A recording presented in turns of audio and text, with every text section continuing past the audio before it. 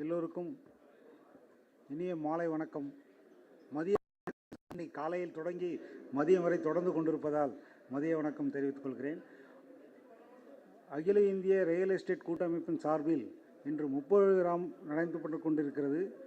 30 விழாவாக கொண்டாடப்படும் நிகழ்வுகள் கோவையில் முழு திட்டம் உள்ளிட்ட பல்வேறு முன்னோடி திட்டங்களை நடைமுறைப்படுத்திய தமிழ்நாடு வீட்டு வசதி வாரியத்துக்கு பாராட்டு விழாவும், சிறந்த ரியல் எஸ்டேட் தொழில் முனைவோருக்கு விருது வழங்கும் விழாவும் மற்றும் ஃபேரா புதிய உறுப்பினர்கள் அடையாள வட்ட விழாவும் மற்றும் 3 விழாக்களை சேர்த்து 30 விழாக்கள் கொண்டாடப்படுகிறது. என்று இந்த விழாவில் என்னை பங்கேற்குமாறு தலைவர் அவர்களும் செந்தில்குமார் அவர்களும் அழைத்ததின் பேரில் நானும் நீதிபதி மிஸ்டர் ஜியாருதீன் அவர்களும் வந்து கலந்து கொண்டோம். மிக மகிழ்ச்சி.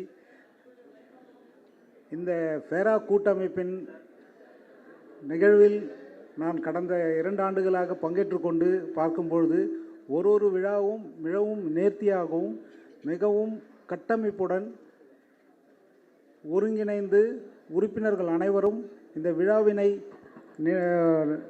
நடத்தும் மாண்பு, அதை ஒருங்கிணைப்பாளர் இருந்து இங்கிருந்து விழாவினை சிறப்புற நடத்தி வருகிறார்கள்.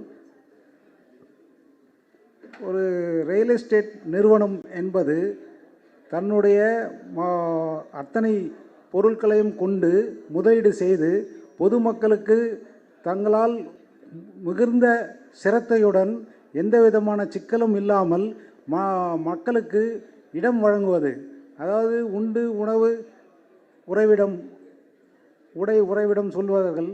அதில் முன்பு பேசிய நபர் உறைவிடம் இருந்தால் அத்தனையும் பெற்றுக்கொள்ளலாம் என்பது, உறைவிடம் மிகவும் முக்கியமானது.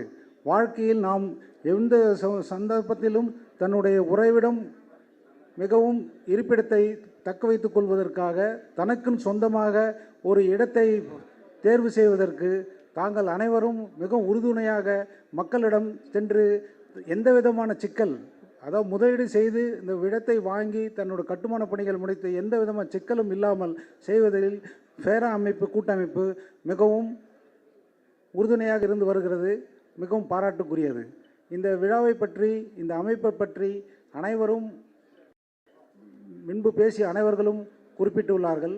நான் இந்த ஃபேரா அமைப்பினுடன் எவ்வாறு தொடர்பு கொள்கிறேன் என்றால், தகவல் உரிமை சட்டம் என்பது மிக நேர்த்தியான மிகவும் உபயோகமான சட்டம் 2005 அன்று தொடங்கப்பெற்றது.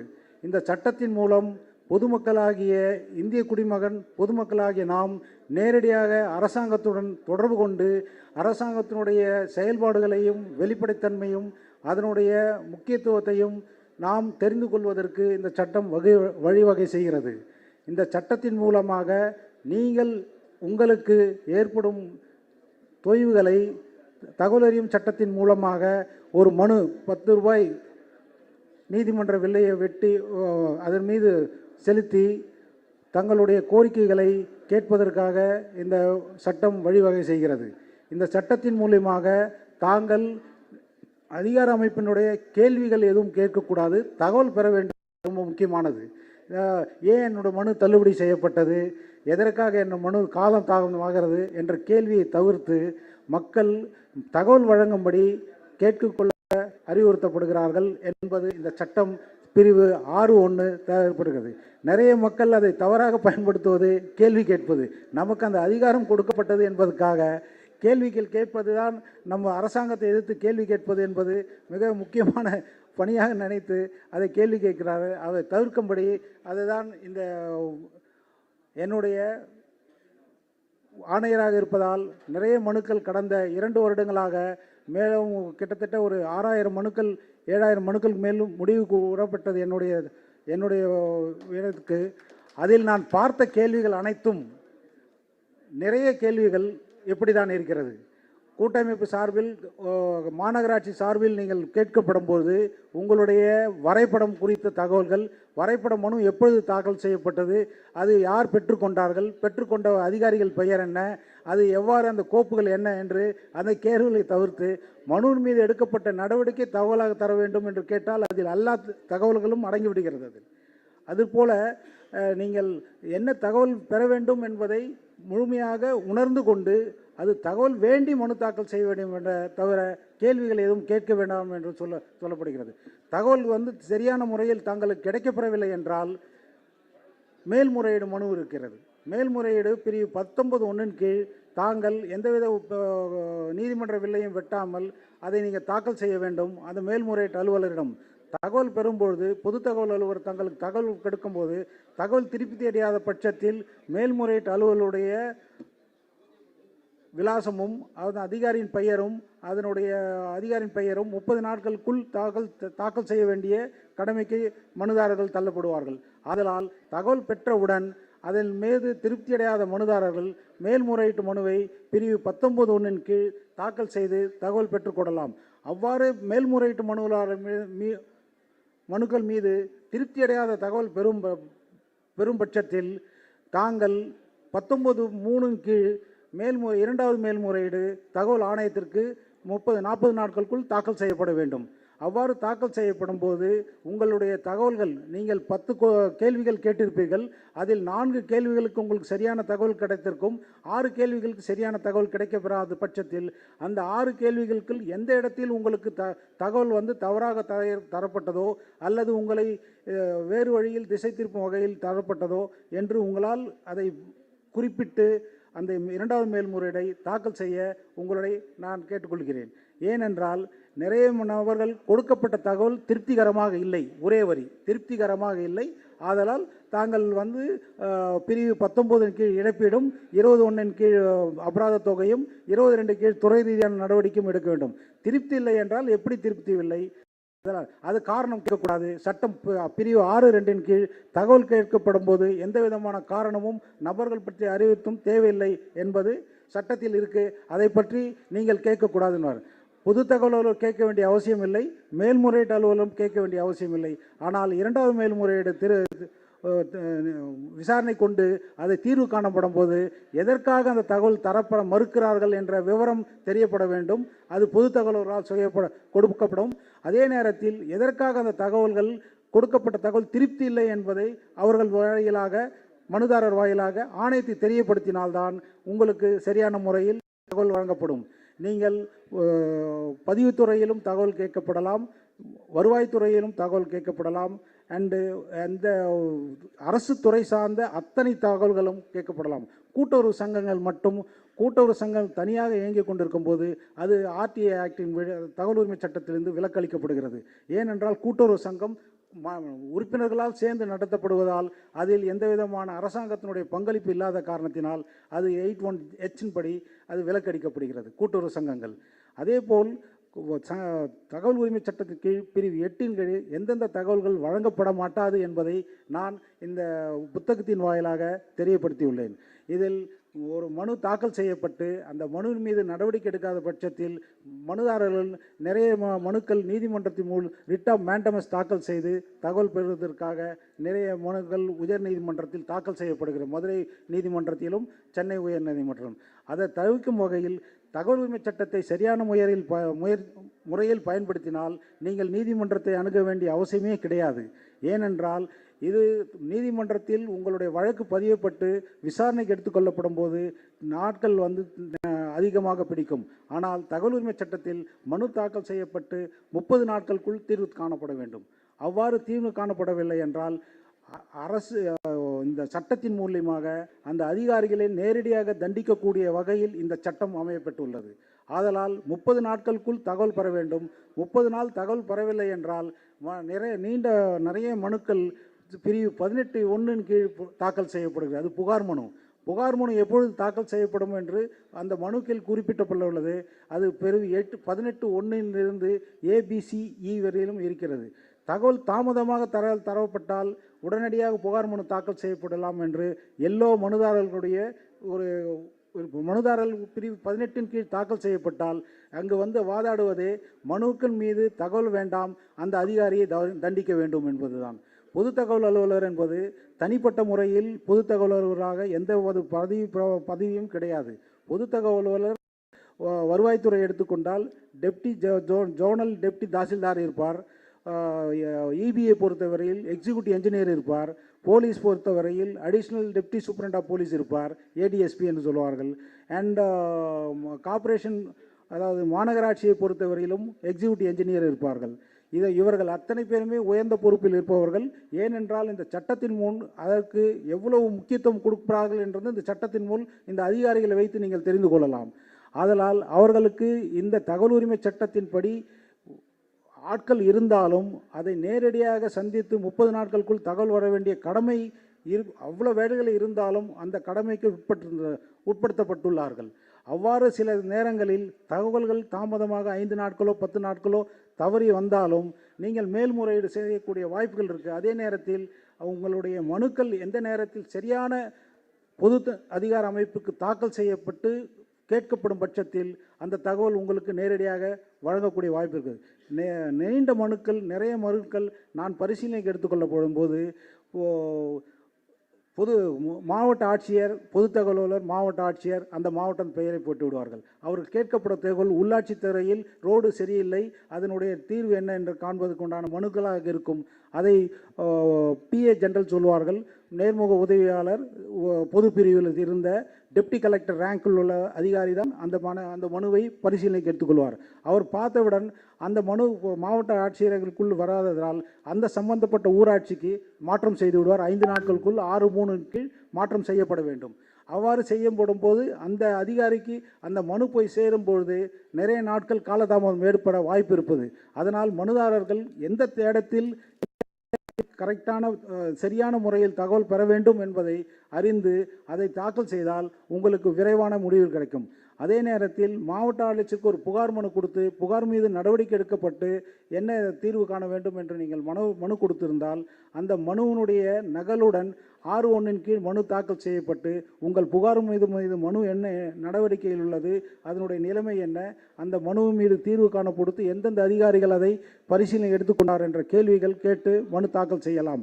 அவ்வாறு மனு தாக்கல் செய்யப்படும் போது அந்த புகார் மனுவினுடைய நகலையும் அந்த பொது தகவல் அலுவலருக்கு இணைத்து அனுப்பினால் மிகவும் நன்றாக இருக்கும். இவர்கள் பொதுவான மனுதாரர்கள் புகார் மனு அளித்த தேதி அது ஜெனரல் டேயில் கொடுத்துருப்பாங்க. பொது மனுக்கள் பெறும் நாள் என்று எல்லா வருவாய்த்துறையிலும் மாவட்ட ஆட்சியரையும் அந்தந்த தாலுகா அலுவலகத்திலும் பொது தகவல் அலுவலர், மாவட்ட ஆட்சியர் மற்றும் துறை சார்ந்த அதிகாரிகள் இருக்கும் பட்சத்தில் தாங்கள் கூட்டத்தின் நடுவிலே மனு கொடுத்திருப்போம். அந்த மனு இப்பொழுது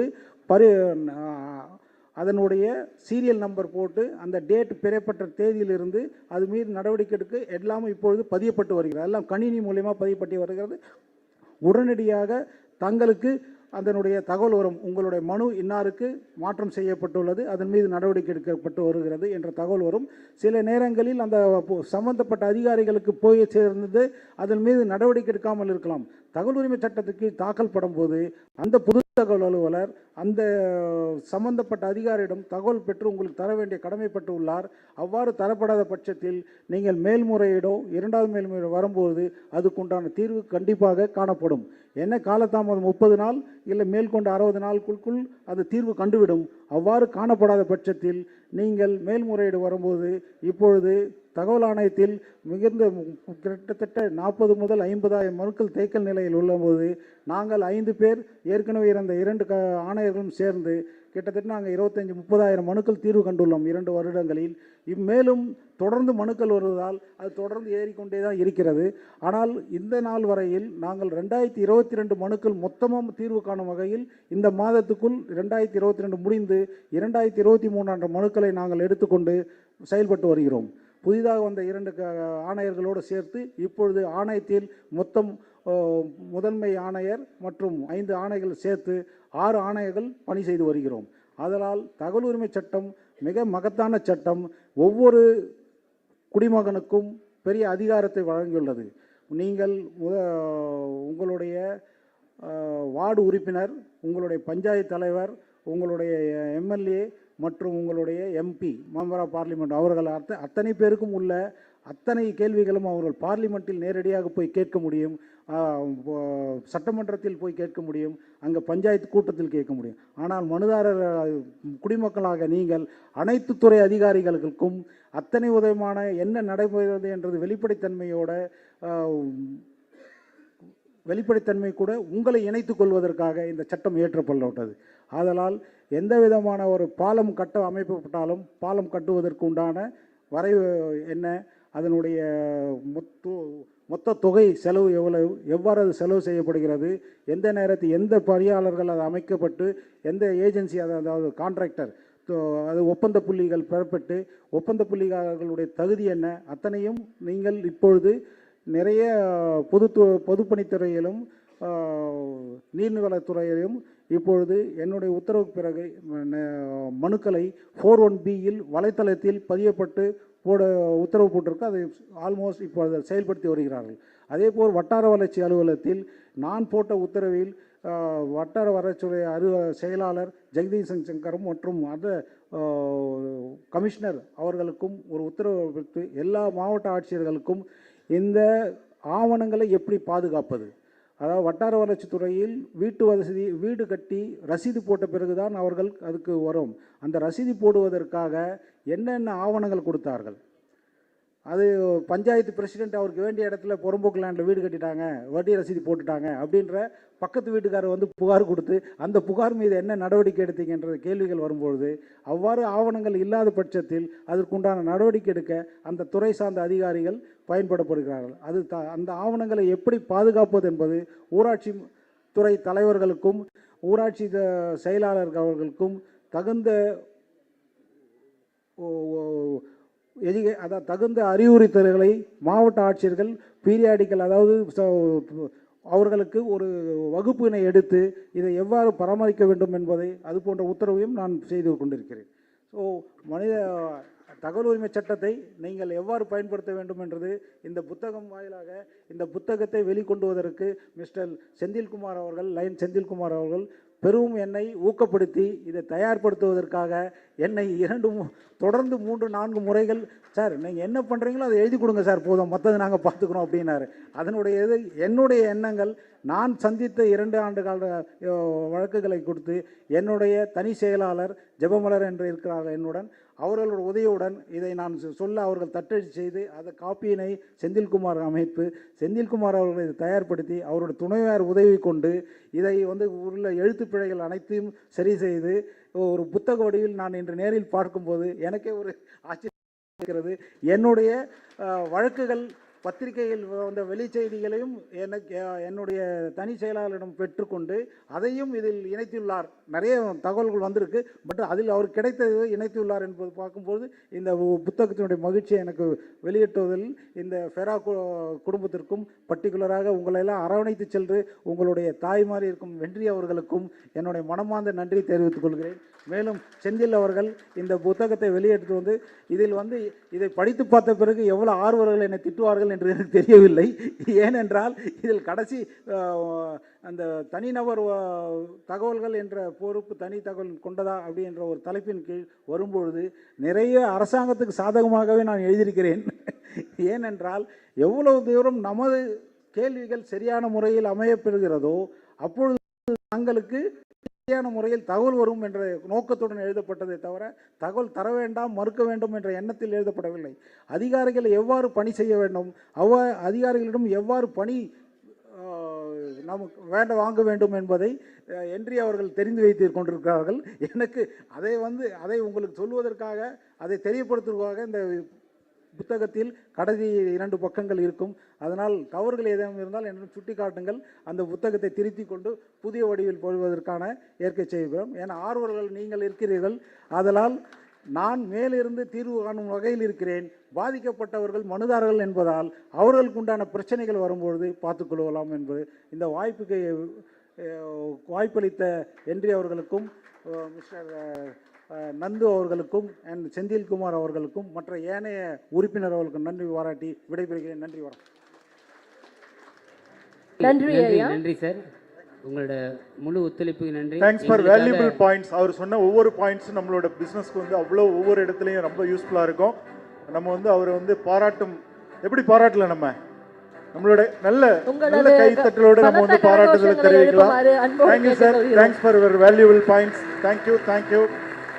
பொதுச் செயலாளர் அவர்கள் மேடைக்கு வருமாறு அன்போடு கேட்டுக்கொள்கிறேன். So, நமது தேசிய கொஞ்சம் பொதுச் செயலாளர் நேருநர் நந்தன் அவர்கள் மேடைக்கு வருகின்ற சில விருதுகளை வழங்கி நேரங்கள் நம்மளை கடந்து விட்டதால் தேசிய தலைவரும் பொதுச் செயலாளர் சிறப்புரையும் தேசிய எழுச்சியுரையும் மாற்ற உள்ளார்கள். அனைவரும் ஒரு 10 நிமிடம் காத்திருக்குமாறு அன்போடு கேட்டுக்கொள்கிறோம். ப்ளீஸ் அப்படியே கொஞ்சம் உட்காரலாம், settle down. P K. Antony sir மேடைக்கு வாங்க. P K. Antony, lifetime member P K. Anthony.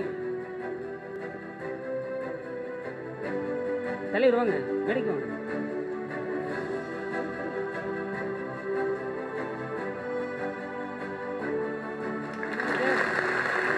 B K. Antony sir, P K. Anthony.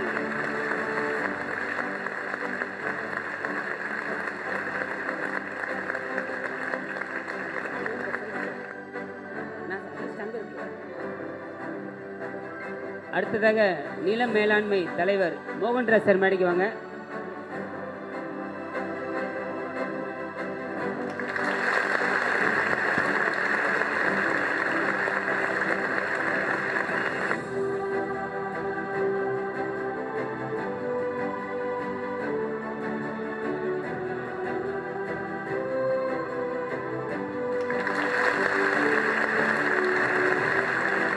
நில மேலாண்மை மோகன்ராஜ் சார் உள்ள அன்போடு மேடைக்கு அழைக்கின்றேன்.